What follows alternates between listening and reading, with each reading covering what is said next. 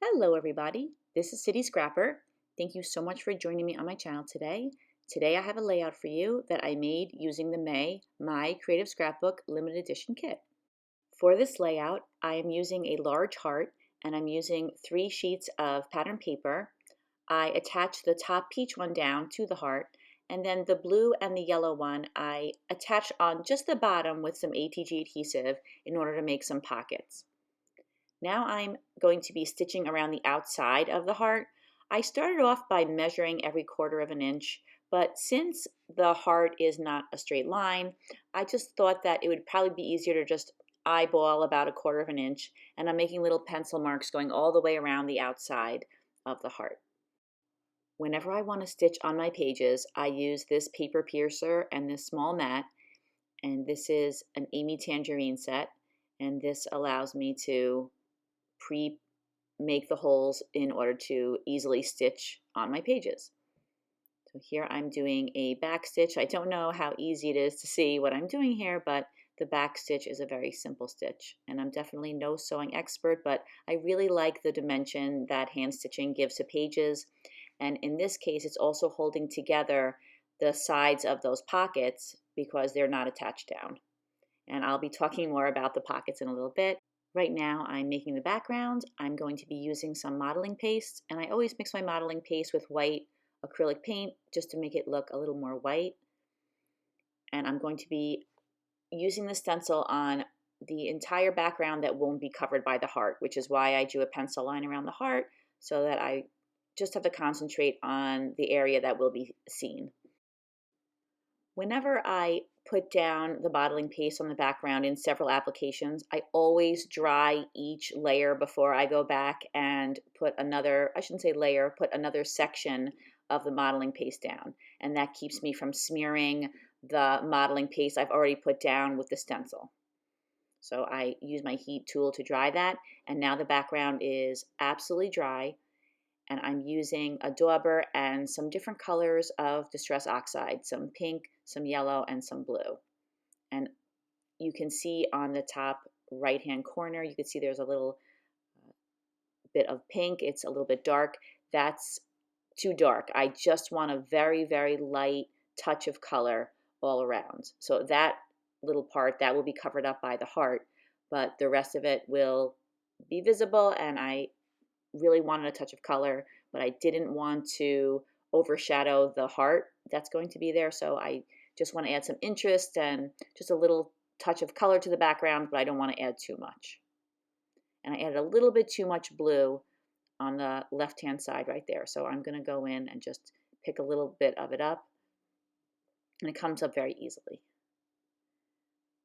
So you could see I'm adding more and more color, but not making it darker and darker. Just going around to each area and trying to make sure that each area has a little bit of each color. I want the colors to be distributed fairly evenly, but like I said, I don't want it to be dark. And that's just about what I had in mind. I just want to make sure that I have color on all the different areas. And you could see there, any of the places where I got too much of it on the background, I clean it up. And that's just a wet paper towel that I'm using. So I'm really just trying to get the color on the raised part of the modeling paste. I know it's not going to be perfect, and I know that it's going to get on the background a little bit, but that was my goal. So that's why I am pressing down very, very lightly. And also pressing down lightly will keep the color from getting too dark. So now I am mounting that mixed media portion of my background onto some of the other papers in the collection. You could see there's a solid piece of cardstock, that's from my stash, and then the bluish paper that's around the outside, that's a pattern paper from the collection. So I use a lot of ATG adhesive to anchor down that thick mixed media page that I used, and that's, by the way, 120-pound smooth white cardstock. And now I'm attaching the heart down.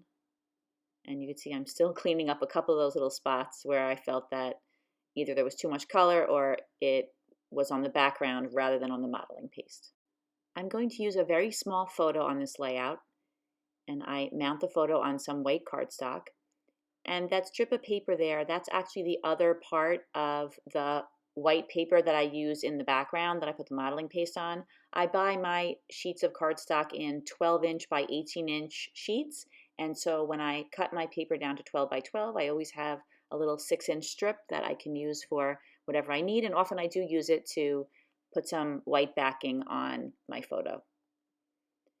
Then this is where I feel that I have a lot of fun. I got all the die cuts that I wanted to use, and I picked out some chipboard pieces and even a few fussy cut pieces. And I'm just playing around with all of these different elements and seeing how they look. I like the idea of having pockets on a page. I really liked all of these beautiful pieces of ephemera, and I liked the way I was able to just tuck them in.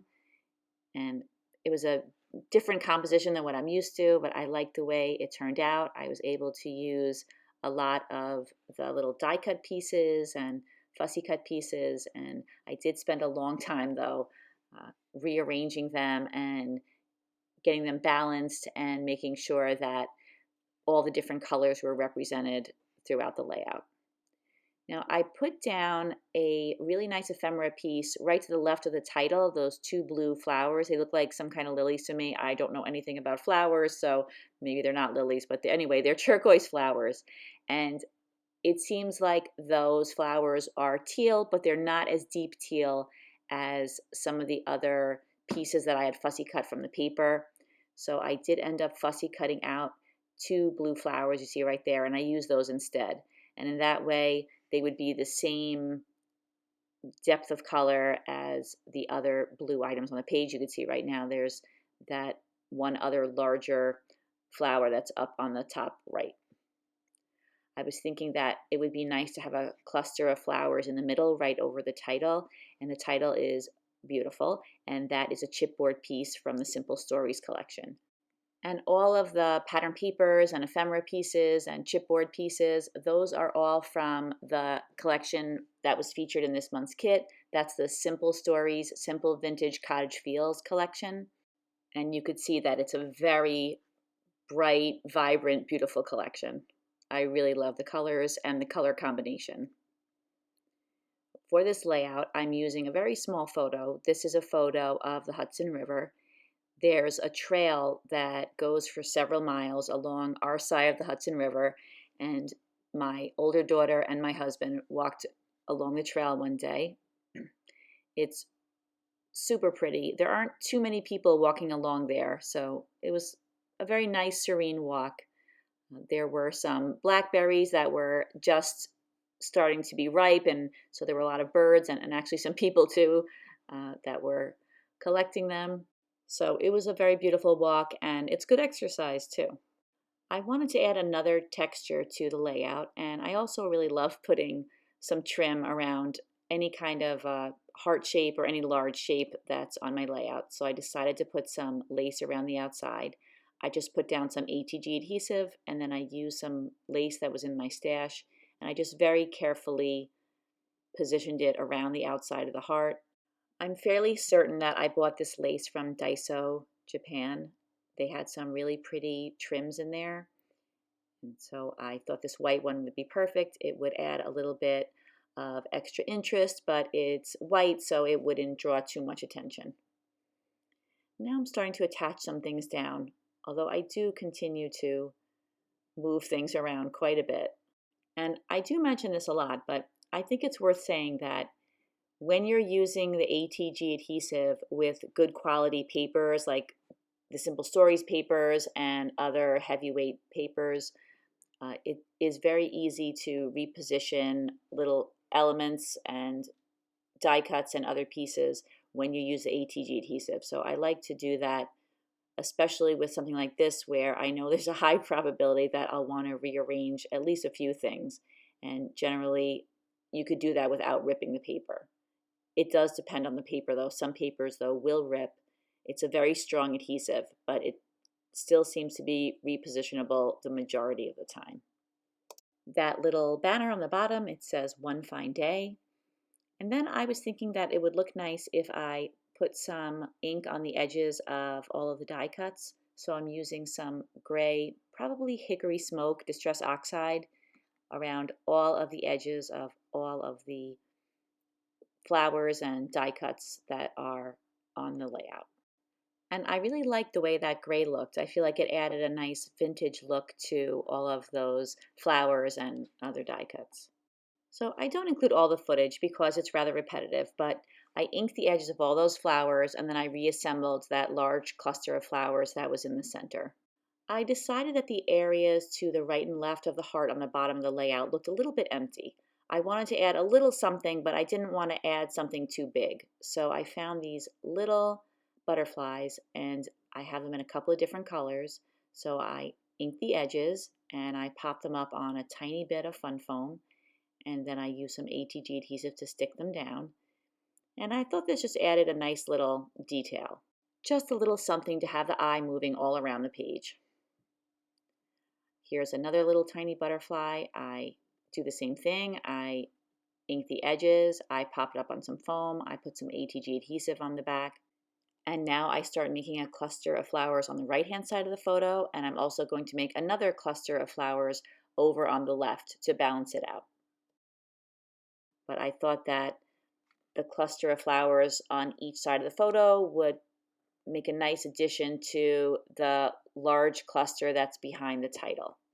And I'm adding flowers, I'm adding some leaves that I fussy cut out, and I also have another little tiny butterfly on the right-hand side of the photo.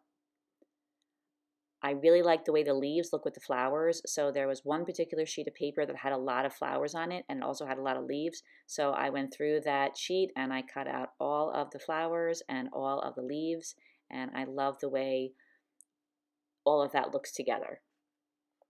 You could see that I removed that small butterfly that was on the top of the page and I replaced it with a yellow butterfly. I put that in the center of the page. I have this little pearl flat back. It's a little decorative around the edge, so I thought that that would look nice up on the top in the center on top of that chipboard flower. And I wanted to add a little something to kind of separate the different pockets. So I thought that a piece of punched out white paper would look nice. So I just used one of my border punches. So I punched out 2 long strips of white paper. On the top pocket, I just used the whole strip as it was. And on the bottom pocket, I wanted the little bumps of the scallop to fall in a certain way. And it wouldn't do that if I left it as a whole piece. So I cut it in half and I put the ATG adhesive on the front of it so that it would attach to the pocket rather than to the embellishments that were behind it. And I think that worked out okay. You can't even see where it's cut because it's hidden behind the title. So I like that little addition of the lace.